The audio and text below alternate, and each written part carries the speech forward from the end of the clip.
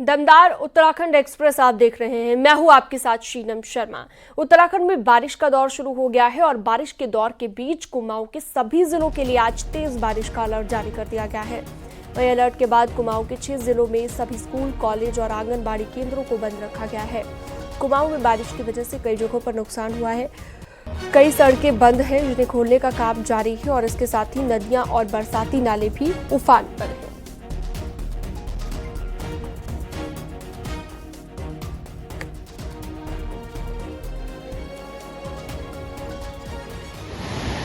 कुमाऊं में आज भी तेज बारिश को लेकर अलर्ट जारी किया गया है। अल्मोड़ा में भी सभी स्कूल आज बंद रहेंगे और बारिश को लेकर यह अलर्ट जो मौसम विभाग ने जारी किया है, इसके बाद से ही लगातार प्रशासन की तरफ से भी एडवाइजरी जारी की जा रही है कि सतर्क रहा जाए, बहुत ज़रूरी हो तभी घरों से बाहर निकला जाए। शैलेंद्र नेगी हल्द्वानी से हमारे सहयोगी हमारे साथ ज़्यादा जानकारी के साथ जुड़ गए हैं। शैलेंद्र, किस तरह से एहतियात बरते जा रहे हैं, क्योंकि जब भी मानसून आता है, जब भी बारिश होती है और तेज बारिश होती है तो आपदा का खतरा बढ़ जाता है पहाड़ों पर। अभी कैसा है वहां पर मौसम और किस तरह से एहतियात बरते जा रहे हैं?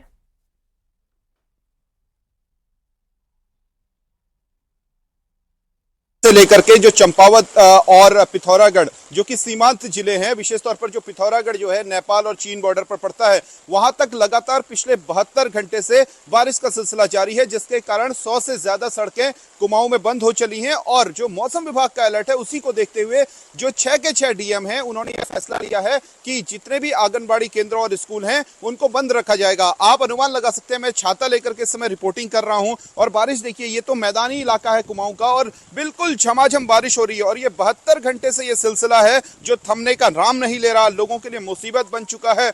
नेशनल हाईवेज 5 नेशनल हाईवेज बंद हो चुके हैं, जिसमें अल्मोड़ा से हल्द्वानी को जोड़ने वाला नेशनल हाईवे, उसके अलावा पिथौरागढ़ चंपावत को जोड़ने वाला जो नेशनल हाईवे टनकपुर से जुड़ता है वो स्वाला और घाट के पास बंद है। इसी तरीके से पिथौरागढ़ बॉर्डर के पास जो नेशनल हाईवेज हैं वो भी बंद चल रहे हैं। और इसी के साथ ही जो स्टेट हाईवेज हैं, चाहे वो हल्द्वानी से रामनगर को जोड़ने वाला, फिर रामनगर से दूसरी तरफ की कनेक्टिविटी, या फिर अन्य जिलों की बागेश्वर की बात करें या अल्मोड़ा की बात करें, तो इन सभी जो 5 के 5 पहाड़ी जिले हैं कुमाऊं के, वहां पर स्टेट हाईवे और डिस्ट्रिक्ट हाईवेज की तो आप पूछिए मत। जो ग्रामीण सड़कें हैं, पीएमजीएसवाई की प्रधानमंत्री ग्रामीण सड़क योजना के तहत बनी हुई, जो छोटे छोटे गांव को कनेक्ट करती हुई चलती हैं, उनका तो बहुत बुरा हाल है। वहां पर जेसीबीज तैनात की गई हैं, लेकिन जेसीबीज भी काम नहीं कर पा रही हैं। पोकलैंड मशीनें तैनात की गई हैं, वो भी काम नहीं कर पा रही हैं, क्योंकि लगातार बारिश हो रही है और इन मशीनों को काम करने में वहां पर दिक्कतों का सामना करना पड़ रहा है। प्रशासन की यही अपील है, मुख्यमंत्री पुष्कर सिंह धामी की यही अपील है लोगों से कि आप जो है नदी नालों से दूर रहें, क्योंकि नदी नाले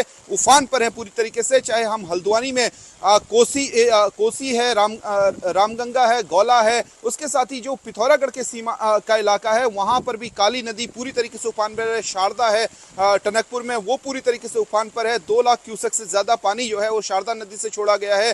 गौला नदी से 45,000 क्यूसेक पानी छोड़ दिया गया है। इसी तरीके से जो कोसी नदी है, उससे भी 25,000 क्यूसेक पानी छोड़ा गया है, जिससे निचले इलाकों में बाढ़ का खतरा पैदा हो गया है। वहीं अगर उधम सिंह नगर जो मैदानी जिला है, वहां की स्थिति, वहां पर जल भराव देखने को मिल रहा है। विशेष तौर पर जो सितारगंज का इलाका है, रुद्रपुर का इलाका है, जो उसके निचले इलाके हैं, वहां पर जबरदस्त तरीके से जल भराव देखा गया है। इसीलिए डीएम को कल फैसला लेना पड़ा कि उधम सिंह नगर में भी छुट्टी की जाएगी। वहां पर भी अच्छी खासी बारिश, तकरीबन 45 mm बारिश पिछले 12 घंटे के भीतर वहां पर रिकॉर्ड की गई है। इसी तरीके से जो बारिश का सिलसिला है वो सभी जगह जारी है और लोगों का जनजीवन बुरी तरीके से प्रभावित हुआ है, क्योंकि लोग अपने घरों से नहीं निकल पा रहे हैं। पहाड़ों में सब्जियां महंगी हो गई हैं, क्योंकि जो नेशनल हाईवे और स्टेट हाईवे बंद हैं, उसके कारण अल्मोड़ा, पिथौरागढ़, बागेश्वर, यहाँ ज्यादातर सब्जियां मैदान की मंडी से, विशेष तौर पर जो हल्द्वानी सबसे बड़ी मंडी है, कृषि मंडी है, वहां से पहुंचती है। तो लोगों को वहां पर भी जो सब्जियों की सप्लाई है वो भी प्रभावित हुई है। वहां पर लोगों को महंगी सब्जियां मिल रही हैं। तो हर तरह से जनजीवन इस बारिश ने प्रभावित कर दिया। अब लोग ये उम्मीद कर रहे हैं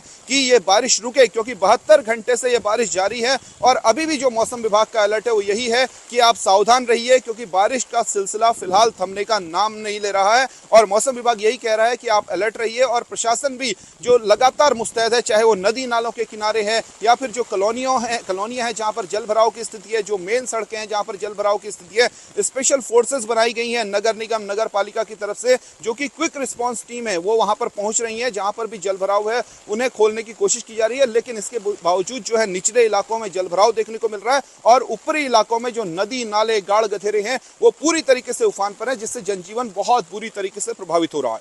जी शीनम। चलिए शैलेंद्र, आप नजर बनाए रखिएगा। बहुत शुक्रिया, आपने विस्तार से जानकारी दी। आगे बढ़ते हैं। उत्तरकाशी से बड़ी खबर है। यहाँ पर गंगोत्री यमुनोत्री नेशनल हाईवे बंद हो गए हैं। पहाड़ी से भारी मलबा आने की वजह से दोनों हाईवे बंद हुए हैं। धरासू बैंड के पास सड़क बंद हुई। वहीं सुबह से ही यात्री फंसे हुए नजर आए। प्रशासन की टीम हाईवे को खोलने में जुटी हुई है और दोनों ही हाईवे पर सुबह से यात्री फंसे हुए नजर आए थे। तो गंगोत्री यमुनोत्री नेशनल हाईवे बंद हो गया है। पहाड़ी से मलबा आने की वजह से दोनों हाईवे बंद हो गए हैं।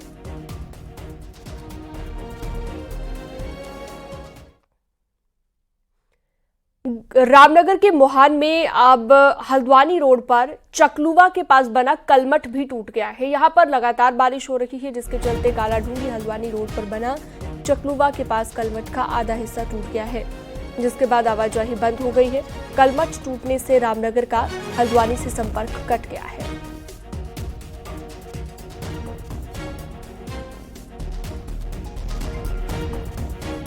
तो देख सकते हैं आप ये तस्वीरें, जहां पर ये कलमठ टूट गया है, जिसकी वजह से अब रामनगर का हल्द्वानी से संपर्क कट गया है और बारिश ये मुसीबत लेकर आई। सड़क का आधा हिस्सा टूटा हुआ नजर आ रहा है।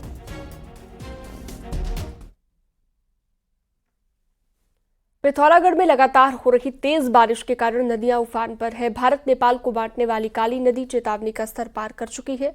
वहीं रामगंगा भी चेतावनी के स्तर से ऊपर बह रही है। नदियों के बढ़ते जलस्तर को देखते हुए प्रशासन ने अलर्ट जारी किया हुआ है। साथ ही नदी के किनारे रहने वालों को सावधान रहने के लिए भी कहा गया है।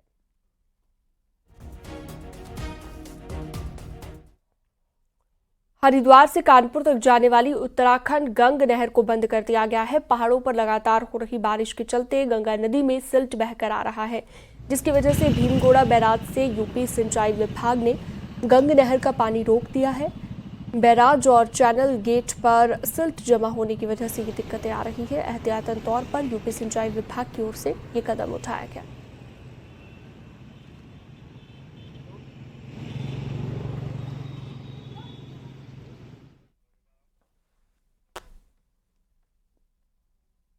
चमोली के थराली वाण नंदराज जात मार्ग बंद हो गया है, जिसकी वजह से लोग परेशानियों में सफर करने को मजबूर हैं। और सबसे बड़ी दिक्कत शिक्षिकाओं को आ रही है, जो लगातार स्कूलों और दूसरे कामों के लिए यहाँ से हर दिन गुजरते हैं, हर दिन आवाजाही करते हैं। वहीं महिलाएं घास का बोझ लेकर जंगलों से वापस घरों को लौट रही हैं। उन्हें भी बड़े बड़े नदी नालों को पार करना पड़ रहा है। तस्वीरों में देख सकते हैं किस तरह से लोग जान जोखिम में डालकर सफर करने को मजबूर हो चुके हैं।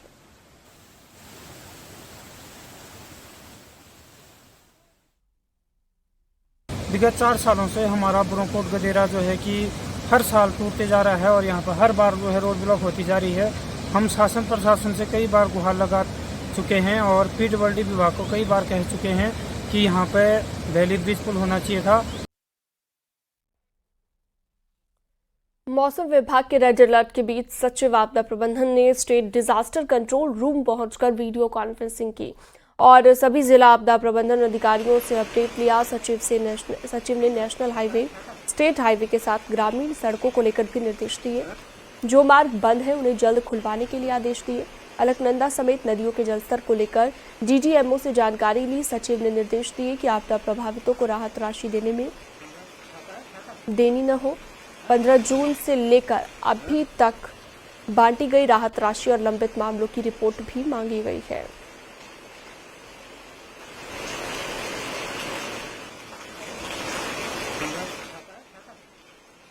माइनर कहीं पे कोई मलबा ज्यादा आ गया या कहीं बादल फट गया तो मलबा आ गया, तो उस पर भी हम लोग काम करते रहते हैं। तो हमारी टीमें जो हैं जनपद स्तर पे पूरी तरह मुस्तैदी से काम कर रही हैं। जो नोन जगहें हैं, जो इम्पोर्टेंट रोड्स हैं, उनमें हम लोग अलग अलग जगह पे मशीन डिप्लॉय करते हैं। इस बार भी हम लोगों ने किया हुआ है कि पब्लिक को सुविधा कम हो। उत्तराखंड के पूर्व मुख्यमंत्री हरीश ने हरिद्वार की बालावाली नदी पर बने तटबंध को लेकर चिंता जताई है और तटबंध की मरम्मत कराने पर सवाल उठाए हैं। हरीश रावत वीरेंद्र रावत के साथ बारावाली पहुंचे और टूटे हुए तटबंध का जायजा लिया। हरीश रावत ने कहा कि इस बार बारिश को लेकर जो खबरें सामने आ रही हैं, उसे देखते हुए सरकार को राहत बचाव के कार्यों में तेजी लानी चाहिए। इधर थोड़ा आगे आ जाओ। हाँ यार, पानी की बरसात की भविष्यवाणियां की जा रही हैं, तो उससे तो लग रहा है कि खानपुर और लक्सर के लोगों के लिए और बहुत बड़े क्षेत्र में गंगा के किनारे लोगों के लिए जीवन कठिन हो जाएगा। मैं बहुत चिंतित हूँ इस बात से और मैं प्रशासन से और राज्य सरकार से आग्रह करना चाहता हूँ कि अब भी कुछ नहीं बीता है, यहाँ कम से कम ठोकरें तो बना दें। हरिद्वार में देहरादून से अमरोहा जा रही एक कार में आग लग गई और देखते ही देखते कार आग का गोला बन गई। कार सवार ने किसी तरह अपनी जान बचाई। घटना नजीबाबाद नेशनल हाईवे की है। मौके पर पहुंची फायर ब्रिगेड की टीम ने आग पर काबू पाया। आग की वजह से हाईवे पर दोनों तरफ जाम लग गया।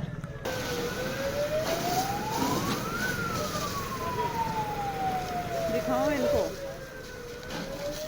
गाड़ी को ही दिखाओ। तो हाईवे पर कार में आग लग गई। देहरादून से अमरोहा ये कार जा रही थी जब हादसे का शिकार हुई और आसपास जमा भीड़ को भी आप देख सकते हैं। बाद में फायर ब्रिगेड की टीम मौके पर पहुंची और आग पर काबू पाया गया।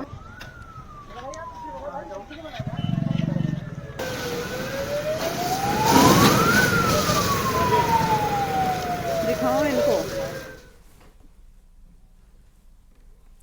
खबर ऋषिकेश से है। लक्ष्मण झूला थाना क्षेत्र में एक रिजॉर्ट में अवैध रूप से चल रही डांस और शराब पार्टी पर पुलिस ने छापेमारी की। पौड़ी पुलिस ने रिजॉर्ट मैनेजर, संचालक समेत 5 पर मुकदमा दर्ज किया। 38 लोगों को गिरफ्तार किया गया है। 26 लड़कों के खिलाफ पुलिस एक्ट में कार्रवाई की गई है। पुलिस को सूचना मिली थी कि पाम व्यू रिजॉर्ट जोगियाना में कुछ लोग हुड़दंग मचा रहे हैं। प्रभारी निरीक्षक फोर्स के साथ पहुंचे और रिजॉर्ट में कुछ लोग शराब पीकर ऊंची आवाज में डीजे बजाकर हुड़दंगबाजी कर रहे थे और वहां पर लड़कियां भी मौजूद थी।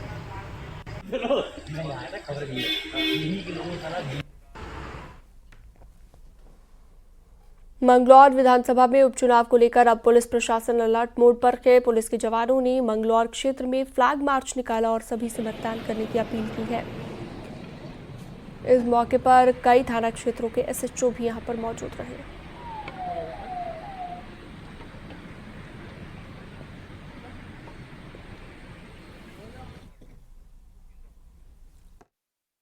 और अभी पूरे एरिया डोमिनेशन की कार्रवाई के दौरान उनके द्वारा मर्यादापूर्ण एवं अनुशासन में रहते हुए एरिया डोमिनेशन की कार्रवाई को अंजाम देने के लिए निर्देशित किया गया। तो स्वतंत्र, निष्पक्ष एवं शांतिपूर्ण चुनाव संपन्न कराने के लिए पुलिस और प्रशासन को अपना सकारात्मक और सक्रिय सहयोग प्रदान करें।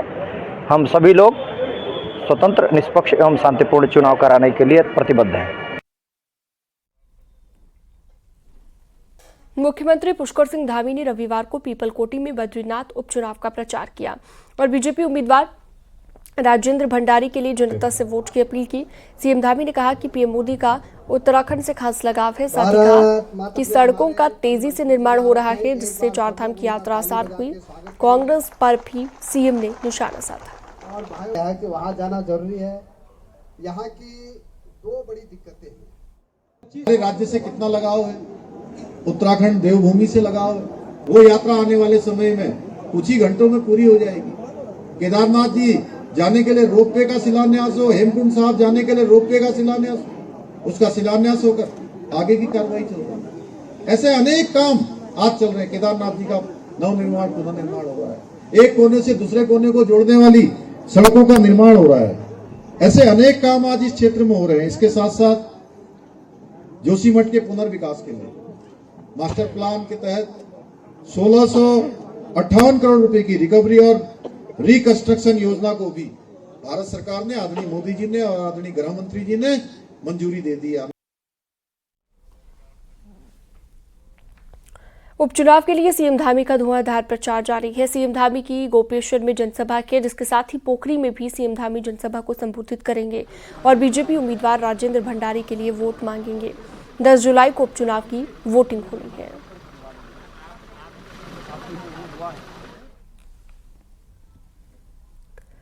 और अगली खबर चमोली से है, जहां पर प्रचार के दौरान कांग्रेस नेता हरक सिंह रावत अलग ही जोश में नजर आए। जोशीमठ में जोर शोर से कांग्रेस प्रत्याशी का प्रचार किया। उन्होंने कांग्रेस के प्रत्याशी लखपत सिंह बुटोला के पक्ष में भी वोट मांगे हैं। जिंदाबाद जिंदाबाद जिंदाबाद।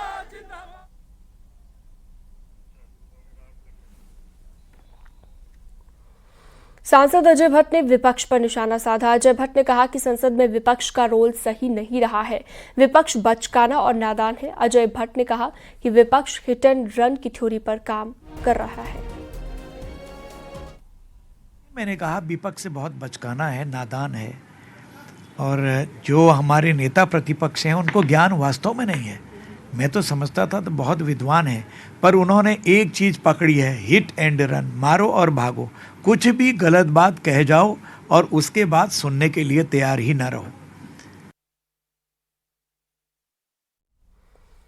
बद्रीनाथ के दौरे के बाद कैबिनेट मंत्री गणेश जोशी भी श्रीनगर पहुंचे। जोशीमठ भूधंसाव पर मंत्री ने कहा कि भूधंसाव कोई मुद्दा नहीं है, इसलिए बद्रीनाथ विधानसभा उपचुनाव में इसका फर्क भी नहीं पड़ेगा।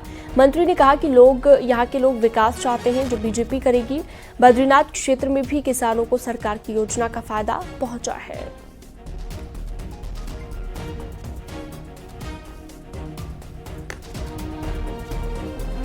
लगातार मैं 3 दिन में कई सभाएं में करके आ रहा हूं। वहाँ के लोग विकास चाहते हैं। दोनों सीटें भारतीय जनता पार्टी जीतने वाली है। ये आपके चैनल के माध्यम से मैं कहना चाहता हूं। लोकसभा चुनाव जीतने के बाद पहली बार केंद्रीय मंत्री अजय टम्टा बागेश्वर पहुंचे। कार्यकर्ताओं ने केंद्रीय मंत्री का भव्य स्वागत किया। केंद्रीय मंत्री अजय टम्टा में बागेश्वर और कपकोट में मतदाता अभिनंदन समारोह में जनता का धन्यवाद और आभार जताया। मंत्री ने सर्वश्रेष्ठ बूथों के अध्यक्षों को सम्मानित भी किया है।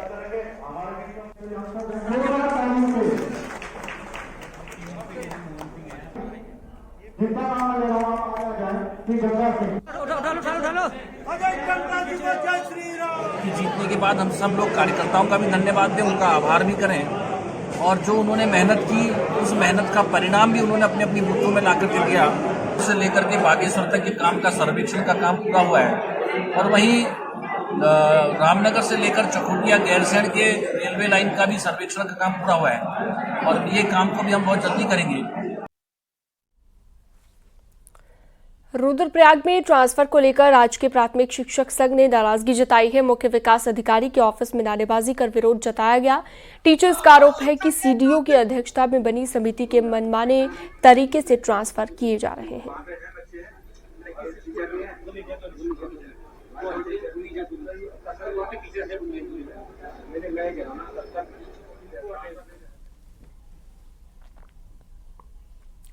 प्रदेश में 3 नए कानूनों को लागू करने के लिए पुलिस ने पहले से ही काफी तैयारी कर ली थी। अब नए कानूनों को देखते हुए नए विशेषज्ञों की जरूरत महसूस की जा रही है, जिसके लिए पुलिस को 311 विशेषज्ञों की दरकार है।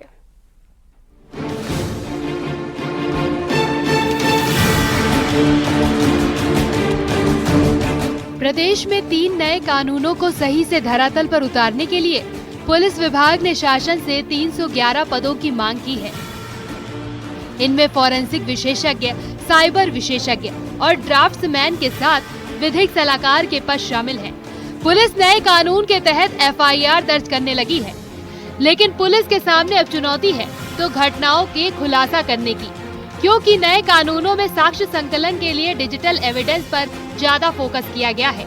साथ ही पुलिस के पास जल्द 7 फॉरेंसिक वैन पहुंचने वाली है, लेकिन इन गाड़ियों के लिए टेक्नीशियन और स्टाफ की कमी दूर करने के लिए अब शासन को प्रस्ताव भेजा है। जो नए कानून जो पास हुए हैं 1 जुलाई से लागू हुए हैं, तो उसमें भारतीय नागरिक सुरक्षा अधिनियम जो है, इसके तहत जो है पुलिस से अपेक्षा की गई कि वो जो है फॉरेंसिक जो कैपेबिलिटीज़ है इसका जो है अधिक से अधिक यूज़ करे। जो क्राइम सीन होता है उस पर जो 7 साल से ऊपर वाले क्राइम है, इसमें जो है फॉरेंसिक टीम से जो है वो अनिवार्य रूप से जो है मौके पे उसका जो फोटोग्राफी, वीडियोग्राफी और अन्य जो है डिजिटल एविडेंस कलेक्ट किए जाना अनिवार्य है। तो इसके लिए पुलिस को ट्रेनिंग भी दी गई है। पुलिस के पास अभी देहरादून और रुद्रपुर में नाम मात्र के फॉरेंसिक लैब और विशेषज्ञ हैं। इनमें अधिकतर काम आउटसोर्स से होता है। अब नए कानूनों को देखते हुए नए विशेषज्ञों की जरूरत महसूस की जा रही है, जिसे देख पुलिस मुख्यालय ने गृह विभाग को इससे संबंधित प्रस्ताव भेजा है। Bureau report news 18।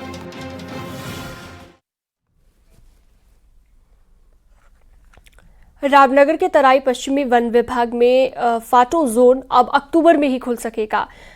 उत्तराखंड के कई इलाकों में मूसलाधार बारिश जारी है। रामनगर के तराई पश्चिमी वन विभाग में फाटो जोन जंगल सफारी घूमने गए पर्यटकों को भी इस बार बारिश में फंसना पड़ा था। बारिश के कारण जंगल में पानी भरने लगा, जिसके कारण कई गाड़ियां सड़क पर धंस गई, जिनको बारिश कम होने पर वापस बुला लिया गया था।